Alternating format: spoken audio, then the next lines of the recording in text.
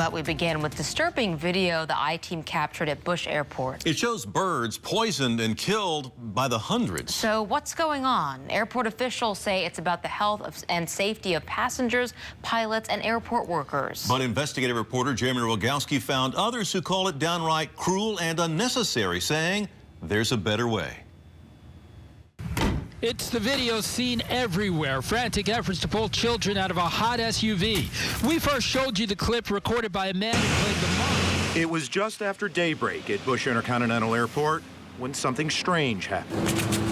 Birds dropping mysteriously from the sky in distress. It was going round and round in circles like it was, you know how somebody is drunk or whatever, or they dizzy. Parking lot attendant Patrice Miles was talking about this.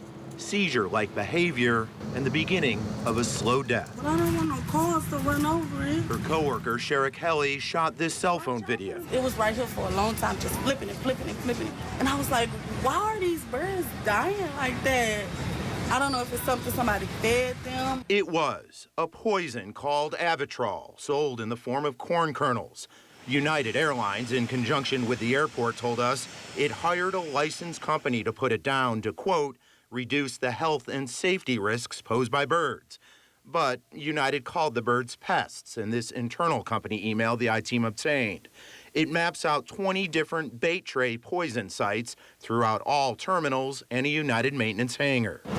And while Avitrol's maker says it's used as a frightening agent to scare flocks away, the I-Team confirms throughout this past weekend, hundreds of birds were killed. These deaths look anything but humane. He's Dr. John Hadidian, senior scientist with the Humane Society of the United States.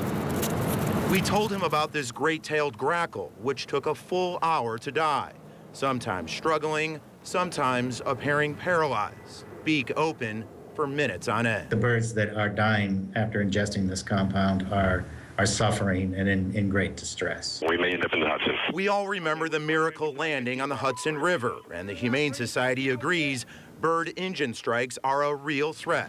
But it and other animal rights groups say there are other non-lethal ways. Houston airport officials say they do use those non-lethal methods at times, but maintain this weekend's lethal kill falls within the accepted regulatory guidelines, something federal officials confirm. And while Avitrol is a federally approved chemical, it's not without controversy. Several states ban its use entirely.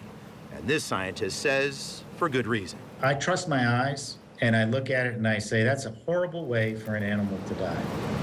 Now, despite the video that you just saw, Avitrol's manufacturer claims the affected birds are not in pain.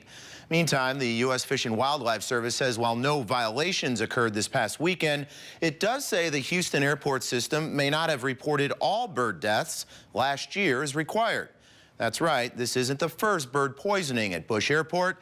United Airlines says it does this about once a year. Jeremy Rogalski, KHOU 11 News.